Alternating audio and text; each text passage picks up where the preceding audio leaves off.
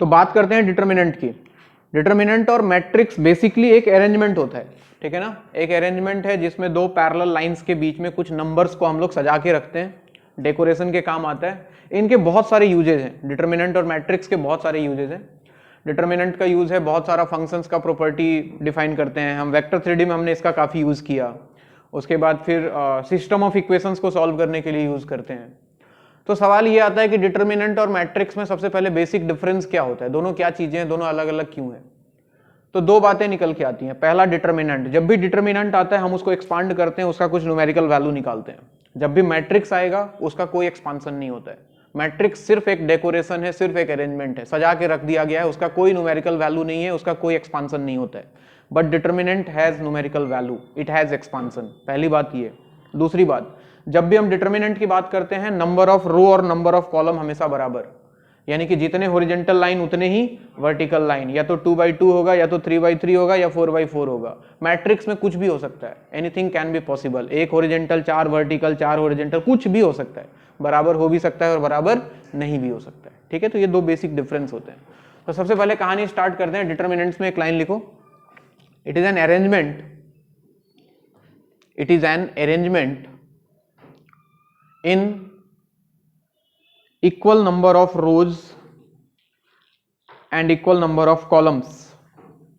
It is an arrangement in equal number of rows and equal number of columns put between two vertical lines. Put between two vertical lines.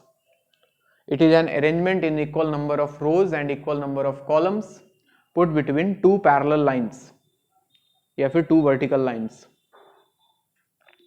Full stop. आगे लिखो, it is used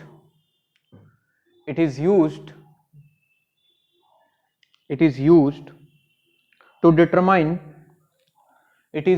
determine different properties of functions and system of linear equations. It is used to determine the different properties of functions and system of linear equations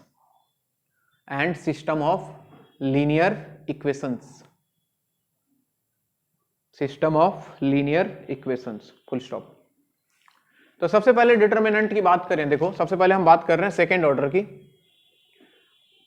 second order से कहानी शुरू होता है।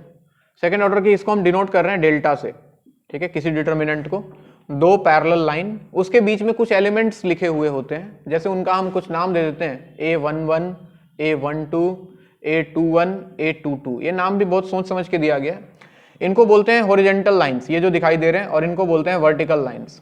Horizontal lines are known as rows and vertical lines are known as columns. तो यहाँ पे दो horizontal line और दो वर्टिकल लाइन। तो इसका ऑर्डर अगर कोई बोले तो या तो सेकेंड ऑर्डर बोलते हैं या फिर 2x2 ऑर्डर का बोलते हैं, 2 into 2। 2 into 2 मतलब दो हॉरिजॉन्टल लाइन है और दो ही वर्टिकल लाइन है। अब देखो, जो हॉरिजॉन्टल लाइंस है, यानी कि जिसको हम रोज बोल रहे हैं, रोज, इसको कुछ नाम दे दिया हमने, R1, R2, this is first row, this is second row, and this is first column C1, this is second column C2। अब इसमें जो एलिमेंट्स दिखाई दे रहे हैं, जैसे A11, ये जो 1 1 है, ये क्या डिनोट करता है, पहला जो नंबर है वो डिनोट कर रहा है इसका नंबर ऑफ रोज, यानी कि ये फर्स्ट रो का एलिमेंट है, और सेकंड नंबर डिनोट करता है ये नंबर ऑफ कॉलम इसका, यानी कि ये फर्स्ट कॉलम का है, यानी कि this is element of first row first column. बात समझ आ रही है? जैसे सिमिलरली A21 अगर उठा लो, A21, this is number of row, this is number of column, this is element of second row and first column, ठीक है। तो कहीं भी अगर Aij लिखा है, Aij, इस I और J में ख्याल रहे, ये जो I है दिस इज नंबर ऑफ रो, ये इस एलिमेंट के नंबर ऑफ रो को डिनोट करता है, और ये जो J है, J this is number of column, यानी कि ये जो पार्टिकुलर एलिमेंट है Aij, this is element of first row and first column.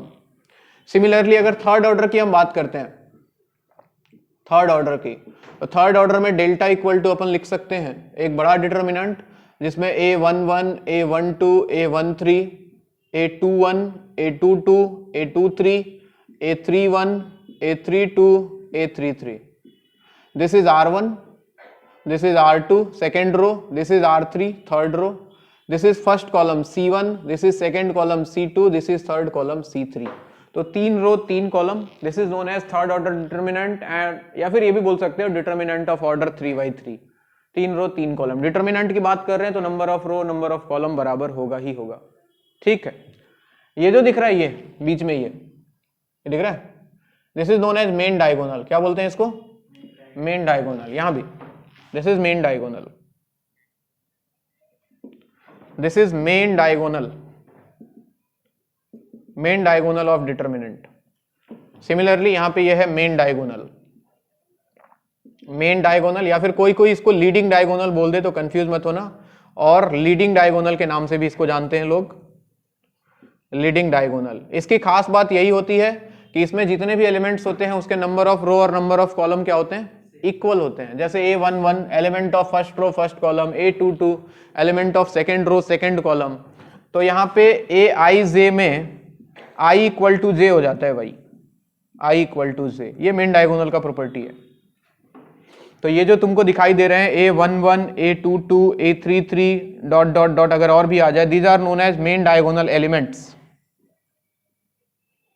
Main diagonal elements. Note करो यहां तक. मेन डायगोनल एलिमेंट्स या फिर लीडिंग डायगोनल एलिमेंट्स, जो भी बोलना चाहो.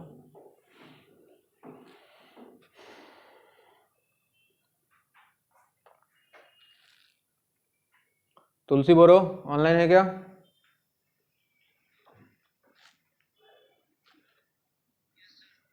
क्लास नहीं आया तुम?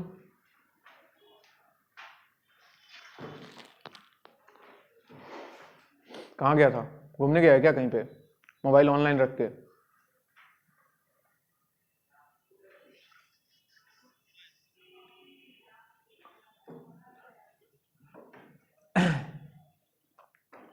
नीचे लिख लो, नोट डाल के लिख लो. A determinant has number of rows equal to number of columns always. A determinant has number of rows equal to number of columns always. Always. While a matrix can be of any order. While a matrix can have, ऐसा लिखना, while a matrix can have any number of rows or any number of columns. A matrix can have any number of rows or any number of columns. Matrix can have any number of rows or any number of columns. Next line change करके लिख लो. A determinant has a numerical value or expansion value. A determinant has a numerical value or an expansion value while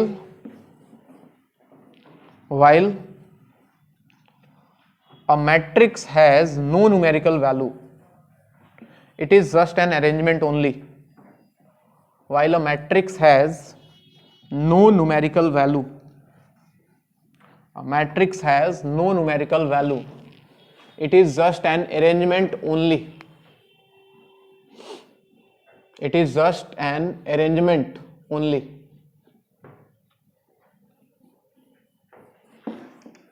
हो गया?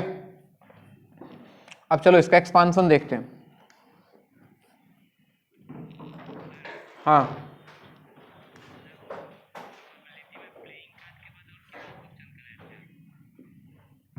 Playing card के बाद मतलब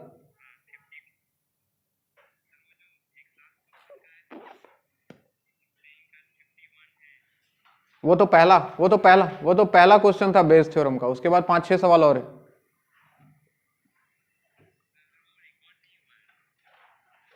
record नहीं हुआ? अरे हो गया, आज मैंने अपलोड कर दिया है, देखो ध्यान से, आज किया मैंने. वो 2 पार्ट में था, पहला पार्ट हो गया था, दूसरा पार्ट आज हुआ है.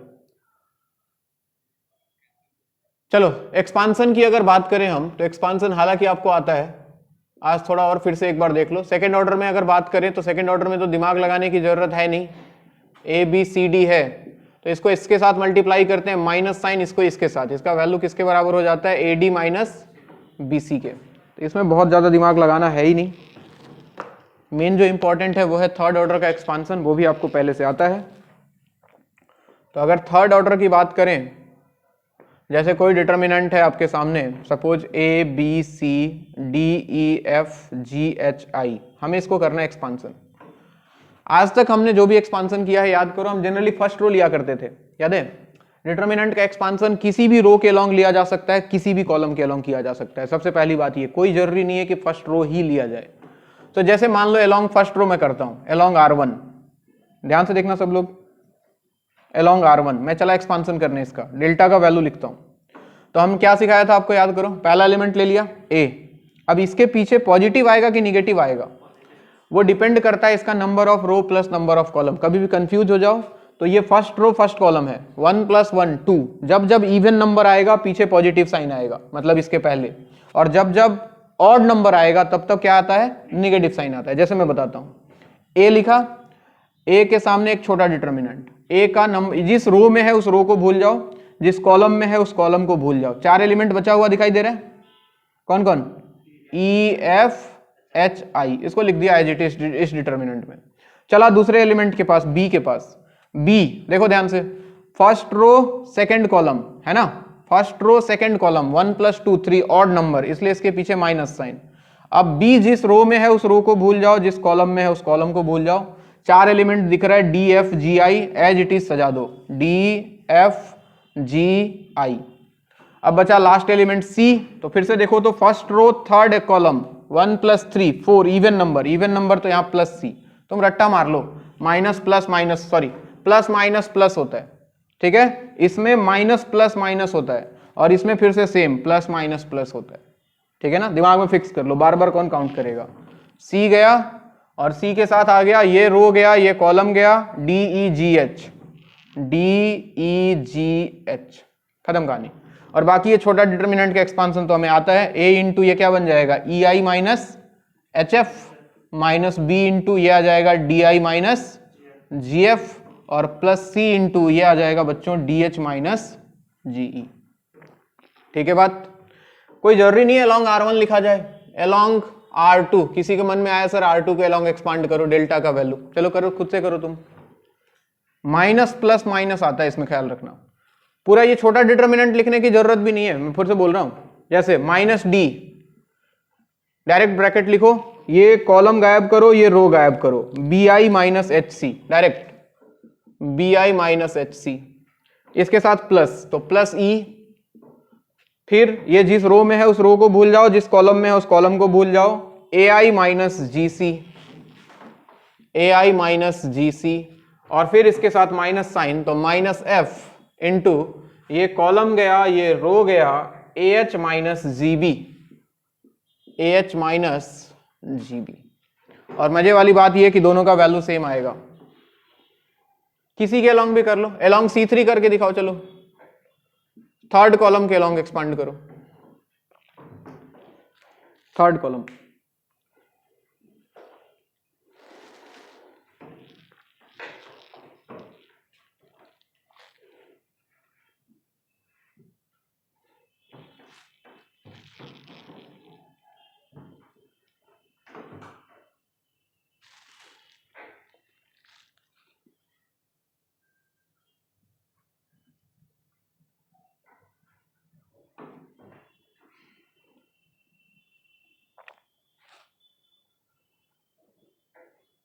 हो गया, कितना आ रहा है C3।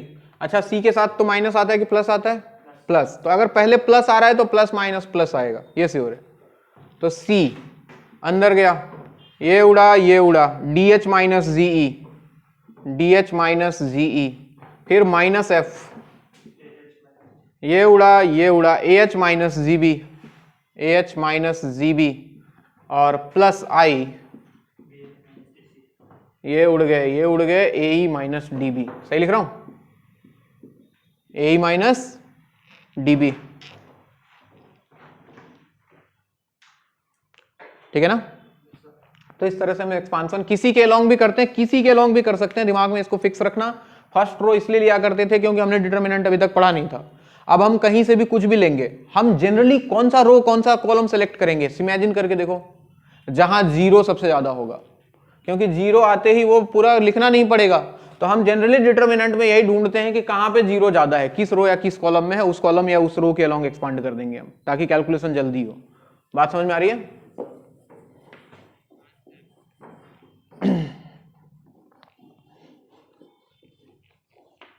चलो वैसे तो डिटर्मिनेंट में ये सब हमको कराना नहीं चाहिए, फिर भी चलो वैल्यू बताओ जल्दी से। 1 2 -3 0 5 7 -2 6 9, इसका वैल्यू बताओ कितना आ रहा है। सबका सेम वैल्यू आना चाहिए, कहीं से भी कुछ भी एक्सपांड करो। हालांकि एक्सपांशन हम बहुत कर चुके हैं, करने की जरूरत अभी नहीं है।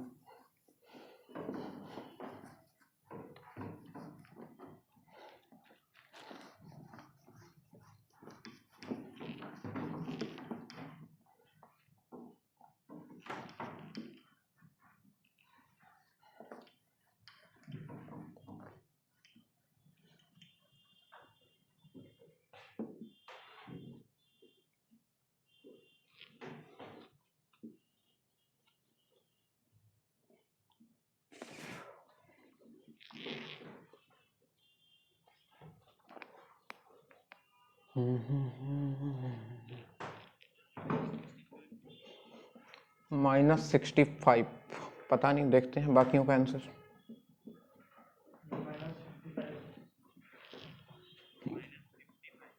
-55, अच्छा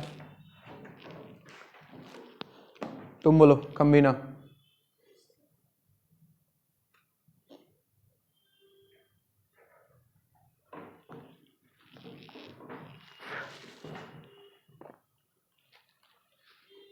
तुमने मास्क निकाल दिया आज,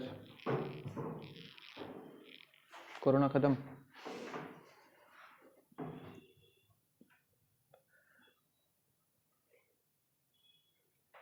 बोल भाई जंदो। -55, दो लोग का -55 आया, दो लोग का -65 आया। तुम्हारा क्या है? क्या रे, क्या नाम था इसका? साजिद खान। चलो फर्स्ट कॉलम के लॉन्ग चल लेता हूं मैं। 1 इंटू ये उड़ा 5 इंटू 9 45 -6 इंटू 7 63।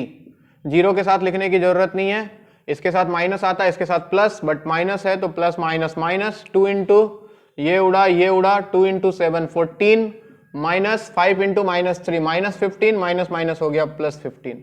तो यहां से 42 होता है क्या? 63 क्यों लिखा मैंने? 45 - 42 कितना? 3। और इधर आ गया 29 इंटू 2 58। हाँ जी -55 सही है। सबका आ रहा है ना? ये सब कराने की जरूरत मुझे नहीं है, फालतू में टाइम पास हो जाएगा। चलिए नेक्स्ट हेडिंग लगाओ, माइनर्स एंड कोफैक्टर्स।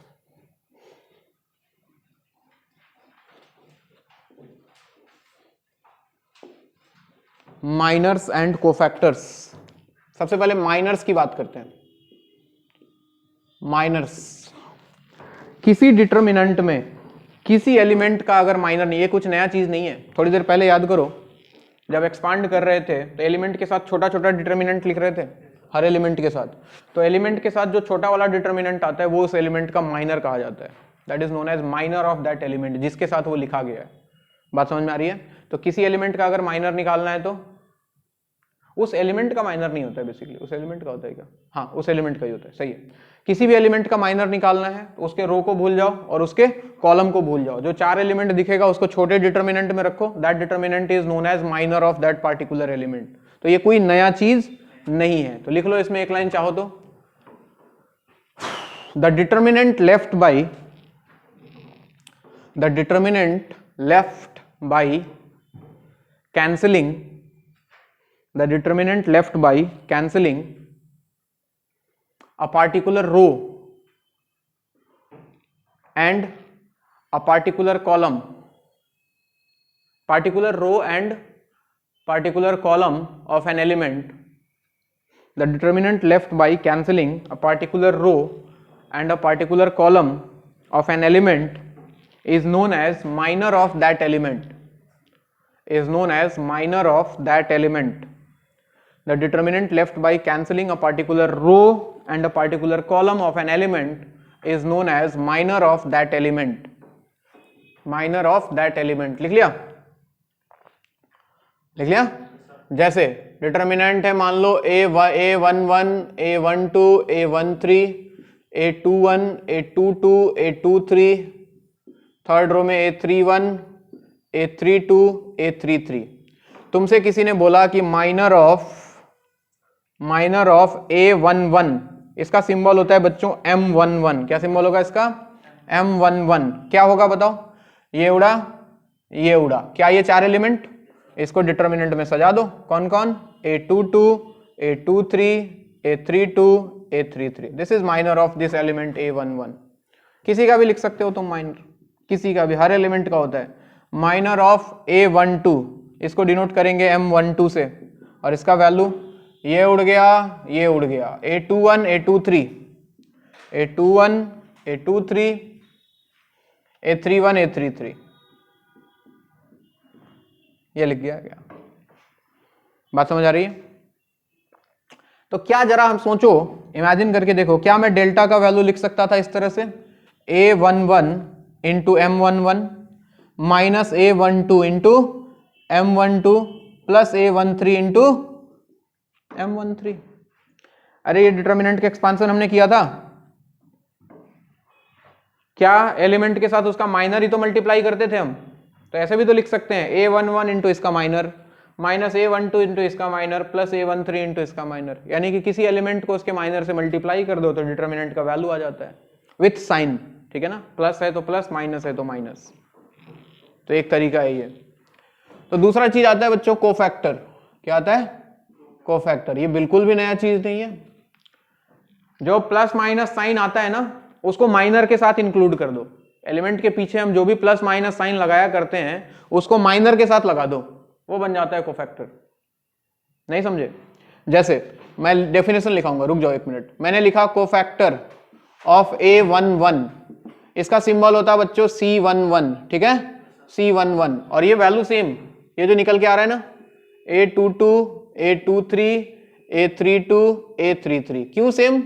क्योंकि इसके पीछे प्लस ही तो आता था, तो कोई दिक्कत नहीं है. लेकिन अगर मुझे लिखना होता कोफैक्टर ऑफ A12, सिंबल होता C12, लेकिन इसके साथ माइनस साइन पहले लगा दो इस डिटर्मिनेंट के पहले, क्योंकि उसके पीछे माइनस आया करता था. इसके पहले माइनस आता था, वो माइनस इसके माइनर के पीछे लगा दो तुम. ठीक है? क्या था? A21, A23, A31, A33. ये बन गया इसका कोफैक्टर. बात समझ आ रही है? तो कहने का मतलब बहुत सिंपल है. A minor with a proper sign is known as cofactor of that element. ठीक है बात? अच्छा, अब इमेजिन करके देखो, क्या डेल्टा इक्वल टू मैं लिख सकता हूं A11 C11 plus A12 C12 plus A13 C13. बताओ, माइनस कहीं सोचने का झमेला है क्या? जैसे ही मैंने कोफैक्टर लिखा, minor sorry sine is already included, इसके अंदर साइन आ चुका है. प्लस है तो प्लस, माइनस है तो माइनस. ठीक है? तो इसमें एक डेफिनेशन भी बन जाता है कि sum of product of elements with their corresponding cofactors is equal to value of determinant. लेकिन माइनर जब भी लिखते हैं तो विथ प्रॉपर साइन लिखना पड़ता है. लेकिन कोफैक्टर जैसे ही लिखा, वो प्रॉपर साइन ऑलरेडी उसमें कंसीडर हो चुका है. बात समझ आया? तो एक लाइन लिख लो, minor of an element with proper sign. Minor of an element with proper sign is known as cofactor of that element. Minor of an element with proper sign is known as cofactor of that element.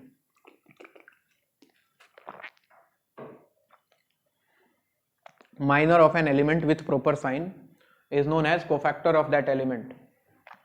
ये लिख लो पहले.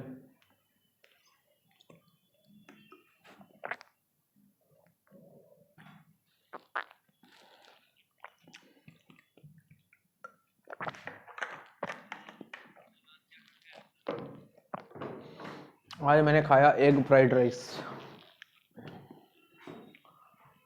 तूने क्या खाया?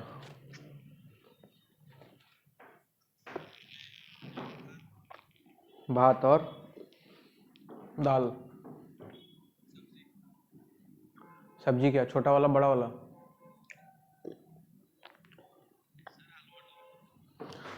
तू आलू मटर खाता है? तेरा शरीर देख के लगता है तू भैंसा वैसा खाता होगा बे। नहीं,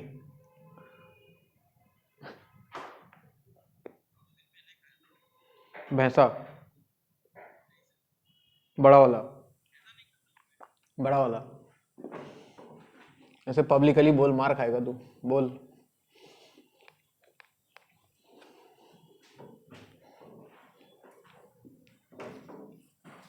नीचे नोट डाल के लिखो।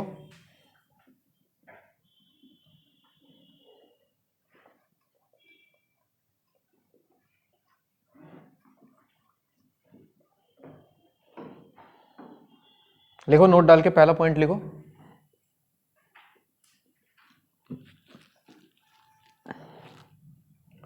Sum of product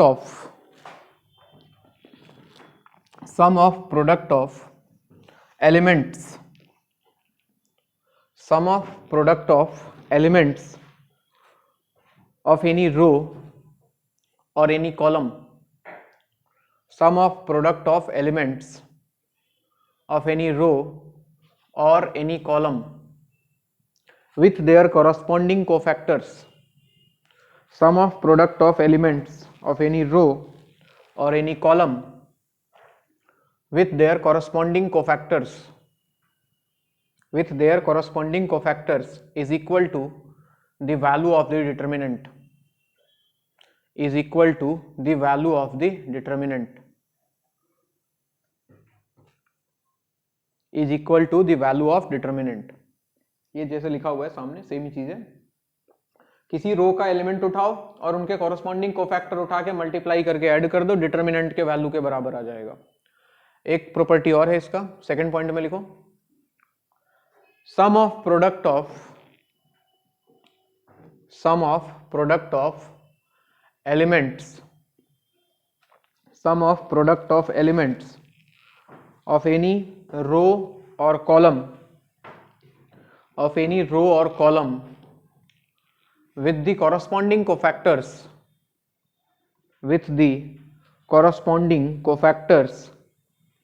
of any other row or column, with the corresponding cofactors of any other row or column,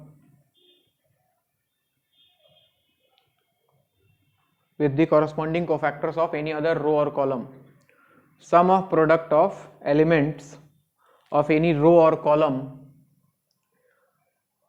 with the corresponding cofactors of any other row or column is equal to 0, is equal to 0। क्या बोलना चाह रहा हूं मैं, देखो, delta equal to, मान लो तुमने, delta नहीं, मान लो तुमने एलिमेंट लिया फर्स्ट रो का और कोफैक्टर ले लिया तुमने सेकंड रो का, ठीक है, फर्स्ट रो का एलिमेंट, सेकंड रो का कोफैक्टर, तो A11 पहला एलिमेंट और दूसरे रो का पहला एलिमेंट क्या था, देखो A21, उसका कोफैक्टर क्या होता, C21 प्लस पहले रो का दूसरा एलिमेंट A12 और दूसरे रो के दूसरे एलिमेंट का cofactor C22 plus A13 C23, इसका वैल्यू कितना मिलेगा जानते हो, 0। This is second property of cofactors. किसी रो का एलिमेंट लो, अगर उसी रो का कोफैक्टर लिया तो डिटर्मिनेंट के वैल्यू के बराबर, लेकिन अगर कोफैक्टर किसी और रो का ले लिया और कॉरस्पॉन्डिंग मल्टीप्लाई करके ऐड कर दिया तो वैल्यू 0। ये चीज कॉलम में भी एप्लीकेबल है, फर्स्ट कॉलम का एलिमेंट, थर्ड कॉलम का कोफैक्टर, कॉरस्पॉन्डिंग मल्टीप्लाई करके ऐड करोगे वैल्यू मिलेगा 0। प्रॉपर्टी नंबर 3, थर्ड पॉइंट में लिखो, इंपॉर्टेंट प्रॉपर्टी मार्क कर लेना। If all the elements of a determinant delta, if all the elements of a determinant delta are replaced by their corresponding cofactors, if all the elements of a determinant delta are replaced by their corresponding cofactors,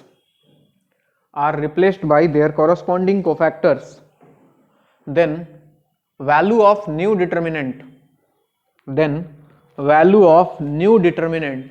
will be delta power n minus 1, where n is order of given determinant,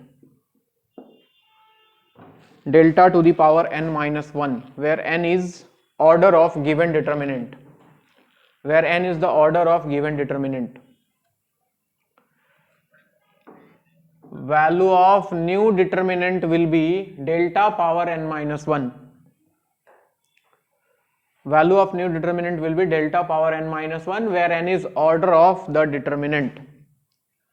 क्या था ये सवाल पूछा हुआ है एक बार IIT में, प्रॉपर्टी बेस्ड क्वेश्चन है कि अगर कोई डिटर्मिनेंट डेल्टा है, suppose A B C D E F G H I, ठीक है, उसने बोला कि एक डिटर्मिनेंट था डेल्टा और एक डिटर्मिनेंट उसने लिया अपनी मर्जी से, ये देखना ऐसे। चलो तुम बताओ ए का कोफैक्टर, सब लोग बोर्ड पे देखो, ए का cofactor E I minus H F, दिख रहा है सबको, E I minus H F. B का cofactor D I minus G F, लेकिन क्या एक माइनस साइन, सही है, तो क्या लिखूं, G F minus D I. C का कोफैक्टर बोलो, D H minus G E, ठीक है, जल्दी जल्दी बोलते जाओ। डी का cofactor B I minus H C with a minus sign, तो H C minus B I. E का A I minus G C, A I minus G C. F का A H minus G B, minus sign के साथ, तो G B minus A H. G का B F minus E C, H A F minus D C, minus sign लगेगा तो D C minus A F. और I का cofactor A E minus D B. तो उसने बस ये बोला था, कुछ भी नहीं बोला, उसने बोला कि इसका वैल्यू डेल्टा है तो इसका वैल्यू किसके बराबर होगा, ऐसे दे दिया उसने, ऑप्शन बना के दे दिया, delta, delta square, delta Q या डेल्टा पावर 4। क्या होगा,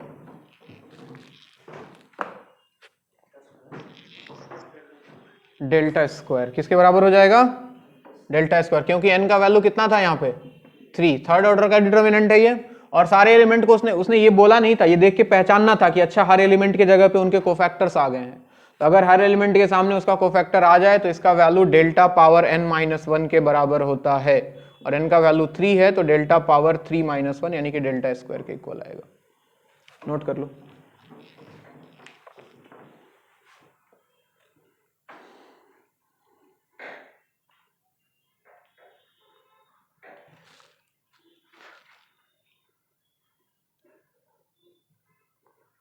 खोए कहाँ किसको पता तेरा वो प्यार।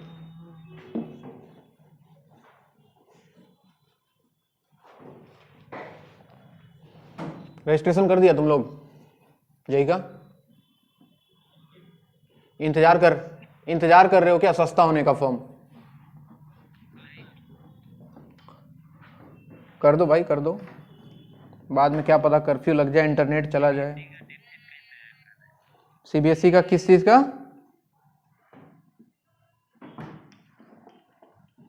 सीबीएसई की डेट से क्या मतलब है बे, सीबीएसई जब एग्जाम लेगा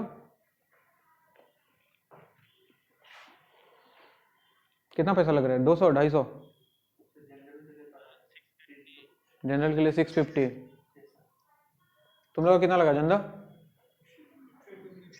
325, तुम्हारा फ्री होगा, गर्ल्स के लिए फ्री नहीं दिया, अच्छा 325, सब लड़कियों का 325 है क्या,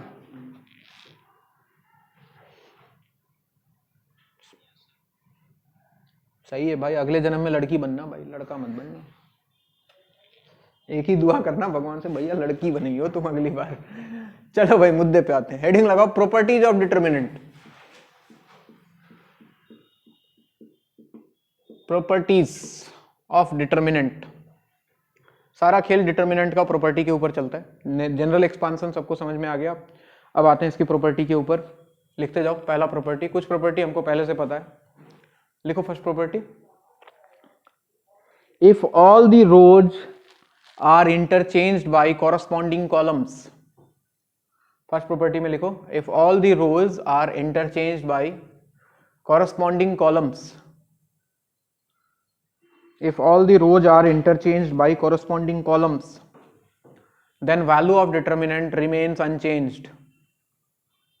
If all the rows are interchanged by corresponding columns, then value of determinant remains unchanged. Then value of determinant remains unchanged. ये बोलना चाह रहा है क्या, समझ में आ रहा है ना बात, कि अगर डेल्टा का वैल्यू है A B C D E F G H I, हमने सारे रो को कॉलम में इंटरचेंज कर दिया, रो और कॉलम को आपस में कॉरस्पॉन्डिंग, यानी कि जो फर्स्ट रो था उसको फर्स्ट कॉलम बना दें, सेकंड रो को सेकंड कॉलम बना दें और थर्ड रो को थर्ड कॉलम बना दें, तो इसके वैल्यू पे कोई फर्क, अगर इसका वैल्यू डेल्टा आ रहा था तो इसका वैल्यू भी क्या आएगा, डेल्टा ही आएगा। एक्सपांड करने के बाद देखा गया कि दोनों के वैल्यू पे कोई फर्क नहीं पड़ता है, वैल्यू सेम ही आता है अगर सभी रो को सभी कॉलम के साथ इंटरचेंज कर दिया जाए। लिखते जाओ, बनाते जाओ फटाफट।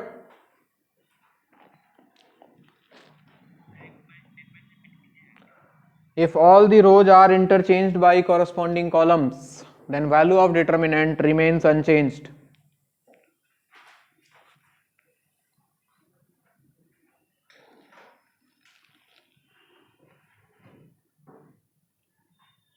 Second point. Second point में लिखो, if any two rows or any two columns, if any two rows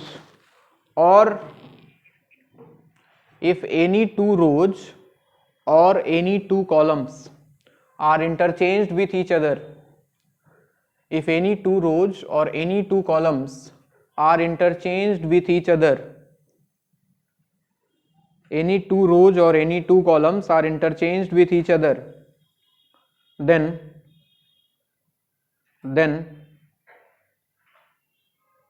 value of new determinant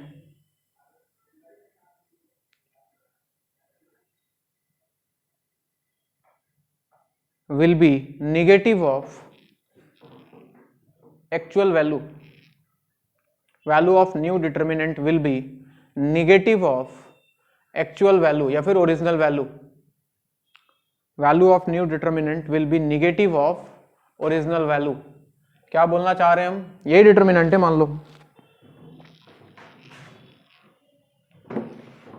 suppose यही डिटर्मिनेंट है, ठीक है। अब तुमको अगर कोई बोले कि R1 और R2 को आपस में इंटरचेंज कर दिया हमने, R1 को किसके साथ इंटरचेंज कर दिया, R2 के साथ, किसी दो रो को हम आपस में इंटरचेंज कर रहे हैं, DEF यहाँ पे आ गया और ABC यहाँ पहुंच गया, GHI, तो इसका वैल्यू जब निकाल के देखा गया, अगर इसका वैल्यू 5 था तो इसका वैल्यू -5 आया। समझ रहे हो बात को, यानी कि इसमें क्या होगा, तुम सिंपल लैंग्वेज में अगर याद रखना चाहो तो एक माइनस साइन बाहर आएगा। किसी भी दो रो या किसी भी दो कॉलम को आपस में अगर इंटरचेंज करते हैं तो एक माइनस साइन बाहर निकल के आ जाता है। सिमिलरली ये दो कॉलम को आपस में इंटरचेंज कर दें, सपोज C2 और C3 को आपस में इंटरचेंज कर दें, रो को कॉलम के साथ मत करना, रो को रो के साथ, कॉलम को कॉलम के साथ, तो डेल्टा जो होगा वापस से एक माइनस साइन बाहर आएगा, ADG यहाँ पे आ जाएगा CFI और ये सेकंड कॉलम चला जाएगा इधर BEH, ऐसा कुछ कहानी होगा। ऐसे सोचो, R1 को R2 के साथ इंटरचेंज किया, बोर्ड पे देखो, देन R2 को R3 के साथ इंटरचेंज कर दिया, ये पहला स्टेप, ये दूसरा स्टेप। R1 R2 को इंटरचेंज किया तो एक माइनस बाहर आया, और फिर R2 R3 को एक इंटरचेंज कर दिया तो एक और माइनस बाहर आया, माइनस माइनस क्या बन जाता, प्लस। डिटर्मिनेंट में क्या मिलता बताओ जरा, पहले R1 R2 को किया था तो क्या R2 ऊपर आ जाता, DEF ऊपर आ गया, ये R1 पहुंच गया R2 की जगह पे, लेकिन फिर उसको किसके साथ इंटरचेंज कर दिया गया है, R3 के साथ, तो ये ऊपर चला आया, यानी कि GHI आ गया ऊपर और ये पहुंच गया सबसे नीचे, कौन, ABC, और माइनस माइनस वापस से क्या बन गया, प्लस। डिटर्मिनेंट का वैल्यू सेम रह गया। बात समझ में आ रही है, किसी दो रो किसी दो कॉलम को आपस में इंटरचेंज करोगे एक माइनस साइन बाहर आएगा, ऐसे याद रखो।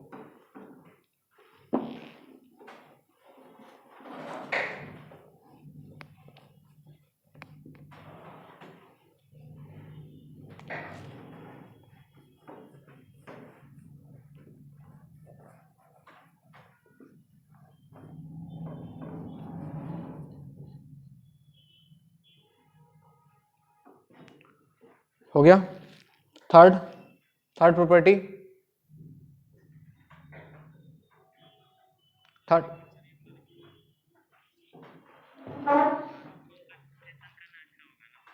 क्या?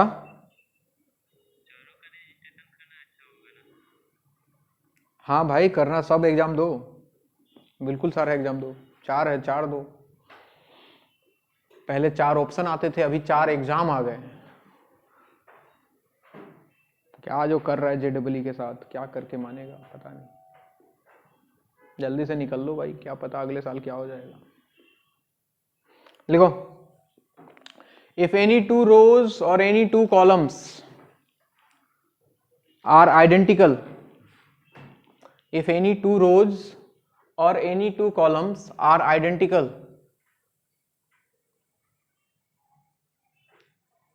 if any 2 rows or any 2 columns are identical, then value of determinant will be 0, value of determinant will be 0। किसी डिटर्मिनेंट के कोई भी 2 रो या कोई भी 2 कॉलम आपस में आइडेंटिकल हो जाएं तो उसका वैल्यू हो जाएगा 0। बिना निकाले हम बोल सकते हैं, जैसे ABC DEF, यहां भी आ जाता है ABC, कोई भी 2 रो सेम हो जाए, वैल्यू बिना एक्सपांड किए हम बोल सकते हैं इसका 0 आने वाला है। या कोई भी 2 कॉलम, रो और कॉलम आइडेंटिकल होगा तो नहीं होगा, या तो 2 रो होना पड़ेगा या तो 2 कॉलम होना पड़ेगा। नेक्स्ट, अगली प्रॉपर्टी, प्रॉपर्टी नंबर 4 ना, लिखो, if all the elements of any row और any column, if all the elements of any row or any column are 0, if all the elements of any row or any column are 0, then value of determinant will be 0। ये तो obvious सी बात है, किसी रो या किसी column में अगर सारा एलिमेंट 0 हो तो डिटर्मिनेंट का वैल्यू तो 0 ही आएगा, क्योंकि एक्सपांड करने जाएंगे 0 0 0।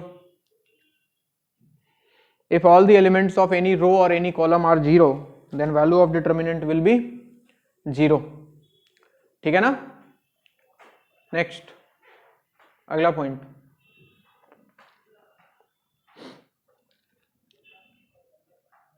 देखो नेक्स्ट पॉइंट में, if a determinant is multiplied with some constant lambda, if a determinant is multiplied with some constant lambda, then this constant is multiplied,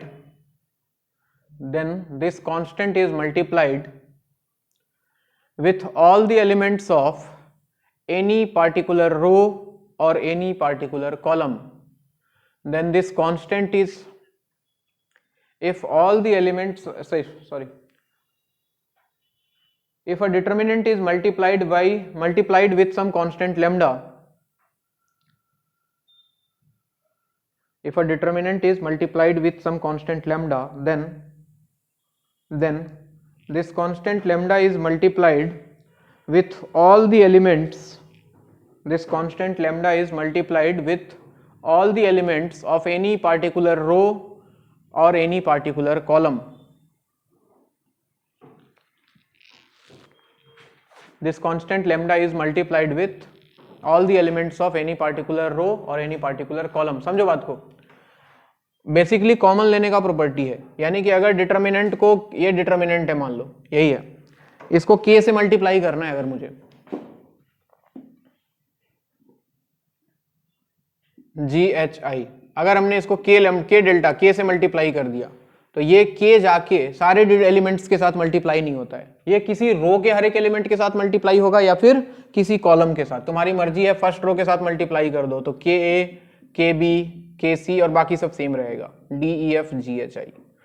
तो बेसिकली कुल मिला के हम इसको कॉमन करने का प्रॉपर्टी समझ सकते हैं। जैसे फॉर एग्जांपल अगर कोई डेल्टा डिटर्मिनेंट दिया हुआ है, यहाँ पे है KA KB KC, यहाँ पे है DEF, यहाँ पे है lambda G lambda H lambda I, और तुमको बोले इस डिटर्मिनेंट से क्या क्या कांस्टेंट बाहर निकाल सकते हो, तो देखो फर्स्ट रो के हर एक एलिमेंट के पास k है तो एक k बाहर निकाल सकता हूँ, और थर्ड रो के हर एक एलिमेंट के पास क्या है, लैम्डा, तो ये लैम्डा बाहर निकाल सकता हूँ, और अंदर आ जाता A B C D E F G H I। बात समझ में आ रही है।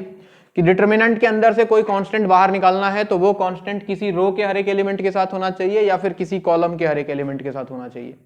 जैसे कोई डिटर्मिनेंट है अगर के ए, के बी, के सी, के डी, के ई, के एफ, के जी, के एच, के आई, कितना के बाहर निकलेगा? 3। फर्स्ट सेकंड थर्ड से निकाल लो या फिर first column second column third column से निकाल लो, बात एक ही है। तो बाहर आ जाएगा के क्यू और अंदर सेम कहानी A B C D E F G F G H I.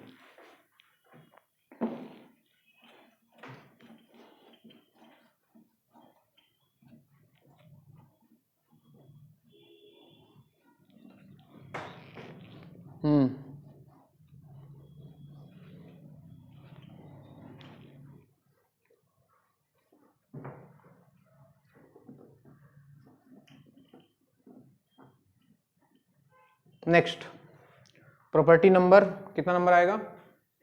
6। Property number 6 लिखो।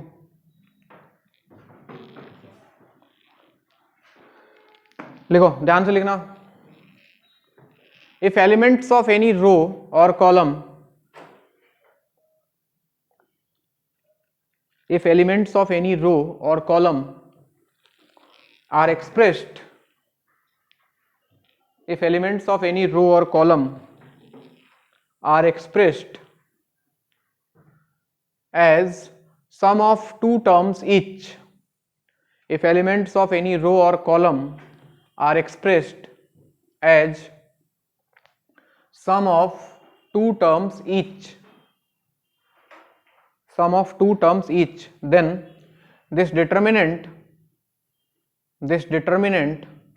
can be expressed, this determinant can be expressed as sum of two determinants, this determinant can be expressed as sum of two determinants, this determinant can be expressed as sum of two determinants। लिख लिया? अब क्या है मतलब समझो। जैसे कोई determinant है, मान लो इसका फर्स्ट रो में है a plus X one, B plus X two, C plus X three और बाकी है D E F G H I. बोलेगा कि अगर इसका देखो फर्स्ट रो में हर एक टर्म जो है वो दो दो टर्म का सम है, तो हम इसको दो डिटर्मिनेंट के सम में एक्सप्रेस कर सकते हैं। जिस रो को तोड़ रहे हो उसको छोड़ के बाकी दोनों में अनचेंज रहेगा, यानी कि यहां भी second row D E F, third G H I और यहां भी same D E F G H I, और बाकी इसका पहला एलिमेंट इधर ए बी सी और इसका second element x1 x2 x3। इस तरह से इसको लिखा जा सकता है, हम तोड़ सकते हैं दो डिटर्मिनेंट के सम में। तो फिर सवाल ये आता है, ध्यान से सुनो फिर बात को मेरी। ये तो ठीक है सर, दिखाई दे रहा है कि दो में टूट गया, बहुत सिंपल था। अगर डिटर्मिनेंट ऐसा होता, सोचो a plus X one plus X two, B plus Y one plus Y two, C plus Z one plus Z two, D plus K one, E plus K two, F plus K three, G H I, ऐसे दे देता। बोलता कि इस determinant को maximum कितने determinant में तोड़ सकते हैं?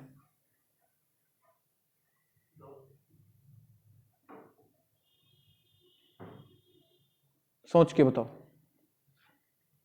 मैक्सिमम नंबर ऑफ डिटर्मिनेंट्स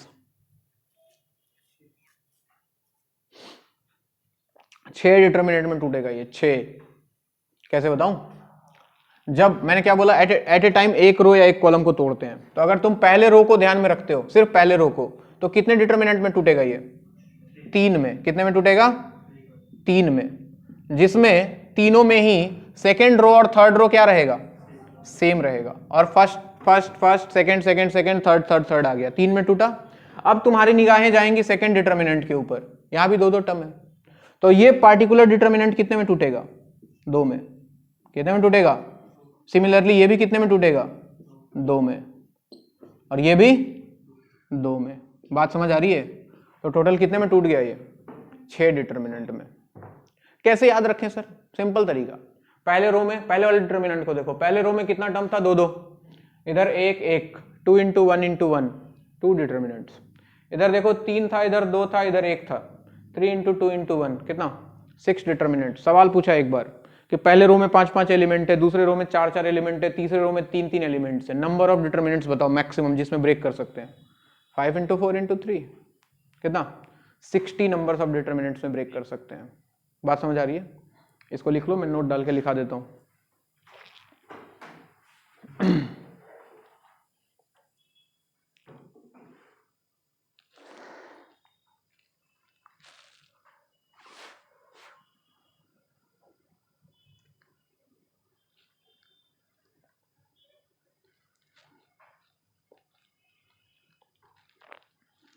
खोई खोई चांद की फिराक में तलाश में उदास है दिल।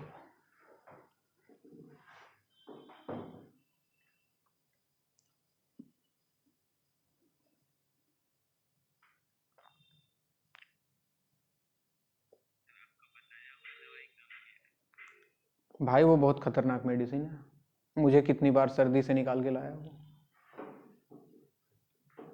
एल हिस्टमॉन्ट याद हो गया है मुझे, खनीन ला के दिया था मुझे एक दिन, एक टेबलेट खाया एकदम सही कर दिया, मतलब सही दवा है ये तो, नाम याद रख लिया मैंने उसका।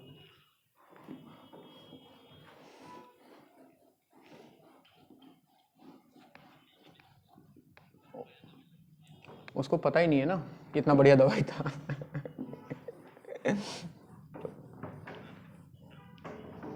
हैं? हाँ 10 रुपए का तामुल का पैसा भी दिया था उसको। चलो हाँ रे गधे, पार्टी नहीं होता है वो, तामुल तामुल कहीं पार्टी है। चलो मुद्दे पे आते हैं। नेक्स्ट प्रॉपर्टी नंबर 7, सबसे इंपॉर्टेंट प्रॉपर्टी डिटर्मिनेंट का, 5 स्टार प्रॉपर्टी, इसी से सारे determinant.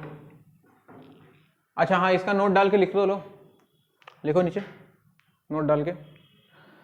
If elements of first row, second row and third row, लिखो if elements of first row, second row and third row are expressed, if elements of first row, second row and third row are expressed as the sum of p comma q and r number of terms each respectively, p comma q as the sum of p comma q and r number of terms each respectively, p q and r number of terms each respectively, then this determinant can be expressed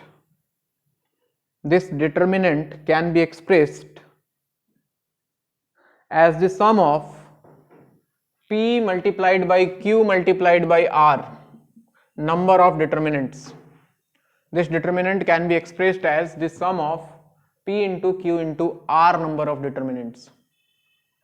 p into q into r number of determinants. This determinant can be expressed as the sum of p into q into r number of determinants. हो गया? Next property number 7, सबसे important property, लिखो इसमें, if elements of any row or column, if elements of any row or column are multiplied with some constant, if elements of any row or column are multiplied with some constant and then added to the corresponding elements of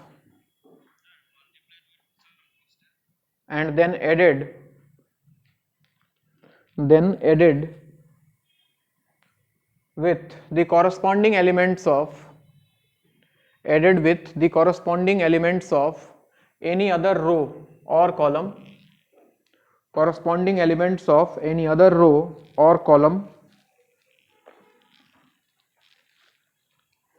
then value of determinant remains unchanged.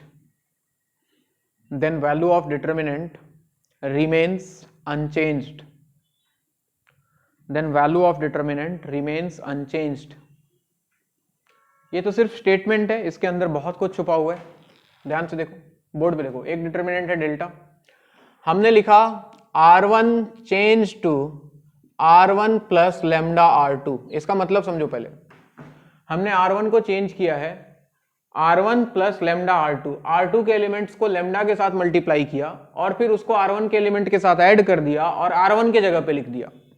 यानी कि क्या बना बताओ, A के साथ A के जगह पे क्या आता है, A प्लस लेमडा D, इधर क्या आता है B plus lambda E, C plus lambda F और बाकी सब same D E F G H I। अगर हम ऐसा कर दें तो अगर इसका वैल्यू डेल्टा था तो इसका वैल्यू भी डेल्टा रहेगा, डिटर्मिनेंट की सेहत पे कोई फर्क नहीं पड़ेगा।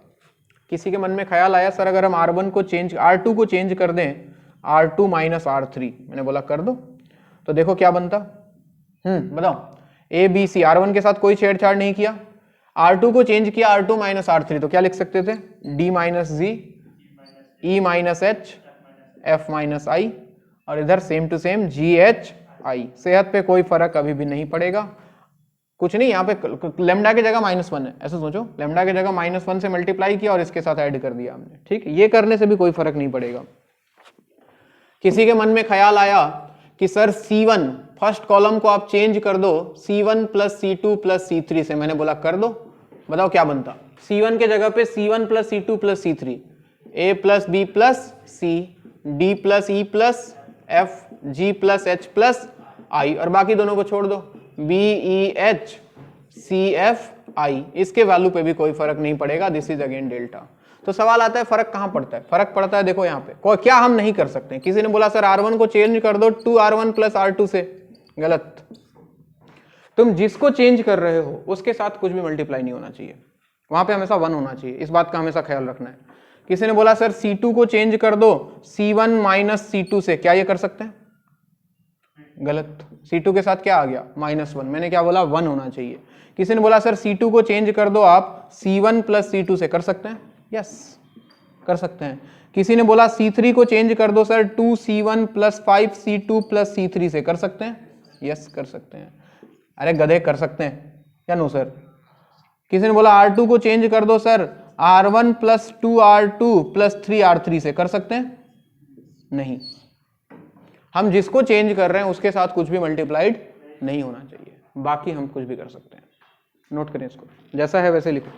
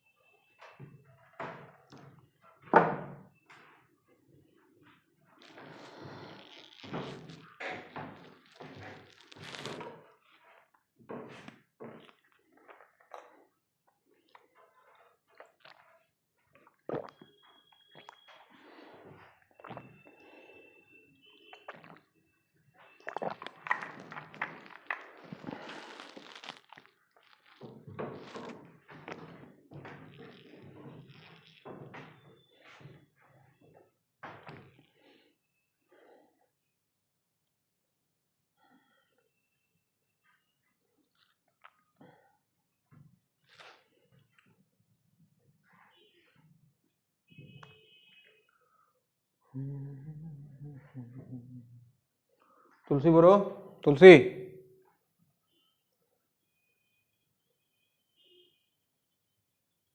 देख भाग गया क्लास छोड़ के। ये तो होगा होगा थोड़ी देर और। तुलसी कहाँ है, तुलसी जिंदा है तुम अभी तक? पढ़ते पढ़ते सो गया था ना। प्रॉपर्टी नंबर 8, ये मल्टीप्लीकेशन है बच्चों, मल्टीप्लीकेशन ऑफ टू डिटर्मिनेंट्स। कैसे करते हैं इतना इंपॉर्टेंट नहीं है, मैट्रिक्स इंपॉर्टेंट होता है, डिटर्मिनेंट नहीं। Multiplication of two determinants. देखो एक डिटर्मिनेंट है suppose A B C D, second order लेता हूं और इसको मल्टीप्लाई करना है ई एफ जी एच के साथ। प्रोसेस फॉलो करते हैं यहां पे row to row, R to R, row to row. ध्यान देना, इसका फर्स्ट रो उठाया, इस मैट्रिक्स का फर्स्ट रो उठाया और इसका फर्स्ट रो उठाया, कॉरस्पॉन्डिंग मल्टीप्लाई करके ऐड कर दो, यानी कि A plus B F, A plus B F. फिर इसका फर्स्ट रो इसके सेकेंड रो के साथ A G plus B H, तो यहां पे आ गया A G plus B H. अब सेम काम सेकेंड रो के साथ, इसका सेकेंड रो इसका first row C E plus D F और इसका second C G plus D H. वैसे ही अगर 3/3 का होता तो फर्स्ट सेकेंड फर्स्ट थर्ड, फिर second first second third first third second third, यानी कि पहले का एक रो उठाओ और दूसरे वाले के तीनों रो के साथ या फिर दोनों रो के साथ कॉरस्पॉन्डिंग मल्टीप्लाई करके ऐड करके लिखते जाओ।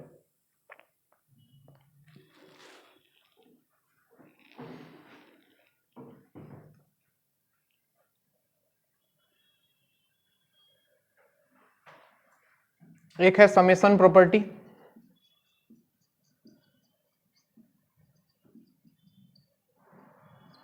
समेशन प्रॉपर्टी जो कि बोलता है अगर डेल्टा आर ऐसा कुछ दिया है, determinant of A R B R C R D E F G H I, ऐसे आर का वेरिएबल दे दिया। एक बात का ख्याल रखना है कि आर का जो वेरिएबल है, जो भी आर वाले टर्म है, वो किसी रो या किसी कॉलम के अलोंग होने चाहिए। अगर ऐसा है और तुमको इसमें समेशन लगाना है, यानी कि सिग्मा का यूज करना है,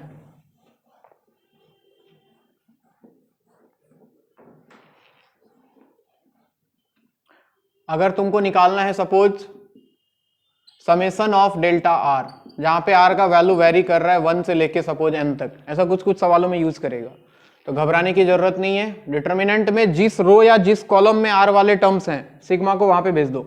जैसे फर्स्ट रो में दिख रहा है तो ये सिग्मा पूरा का पूरा ट्रांसफर हो जाएगा फर्स्ट रो में, यानी कि summation of A R equal to 1 to n, summation of B R equal to 1 to n, summation of C R equal to 1 to n, बाकी सब same D E F G H आई।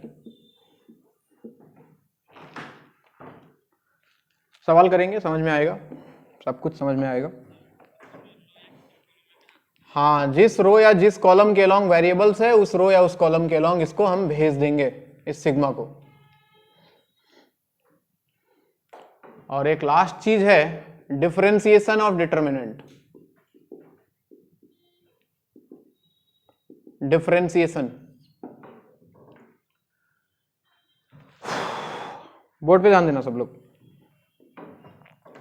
अगर एक delta एक determinant दिया हुआ है, मान लो ये x का फंक्शन है बच्चों, डेल्टा x, जैसे f ऑफ x होता था वैसे डेल्टा x मान लेता हूं मैं इसको, और ये कुछ ऐसा गिवन है, मान लो f1x f2x f3x, first row में है, सेकेंड रो में है g1x g2x g3x, और थर्ड रो में दिया हुआ है suppose h1x h2x h3x, third order का ले लिया, सेकेंड का भी हो सकता है। तो हमेशा ख्याल रखो एक बात का, जब भी हम इसको डिफरेंशिएट करेंगे, यानी कि अगर हमने डेल्टा डैश x का वैल्यू अगर हमको निकालना है या फिर d डेल बाई dx, तो अगर थर्ड ऑर्डर का डिटर्मिनेंट है तो 3 डिटर्मिनेंट बनेगा। कितना डिटर्मिनेंट? 3 डिटर्मिनेंट। सेकेंड ऑर्डर का होगा तो 2 बनेगा, थर्ड ऑर्डर का है तो 3 बनेगा। पहले डिटर्मिनेंट में क्या करना है, पहले रो या पहले या तो रो वाइज जाओ या तो कॉलम वाइज, सब लोग ध्यान से सुनो। पहले रो को डिफरेंशिएट किया तो ये बन गया f1 dash x f2 dash x f3 dash x, और बाकी दोनों के साथ कोई छेड़छाड़ नहीं करना है, जैसा है वैसा लिख देना है, g1x g2x g3x h1x h2x h3x। Similarly जब दूसरे डिटर्मिनेंट में जाओगे तो पहले और तीसरे को छोड़ दो as it is, f1x f2x f3x, और यहाँ पे h1x h2x h3x, और सेकेंड रो को डिफरेंशिएट कर दो, g1 dash x g2 dash x और G3 डैश एक्स। और जब थर्ड वाले में जाओगे तो फर्स्ट और सेकंड को छोड़ दो। यहां पे आ गया F1x, F2x, F3x, इधर आ गया G1x, G2x, G3x, और थर्ड रो को differentiate H1 dash, H2 dash, H3 dash. तो अगर थर्ड ऑर्डर को डिफरेंशिएट कर रहे हो तो 3 डिटर्मिनेंट, पहले में फर्स्ट रो को डिफरेंशिएट करो, बाकी दोनों को छोड़ दो, दूसरे में सेकंड रो को करो, बाकी दोनों को छोड़ दो, और तीसरे में थर्ड रो को करो, बाकी दोनों को छोड़ दो। यह है डिटर्मिनेंट को डिफरेंशिएट करने का तरीका। अब इन सारे प्रॉपर्टीज पे सवाल करेंगे हम लोग नेक्स्ट क्लास में, ठीक है।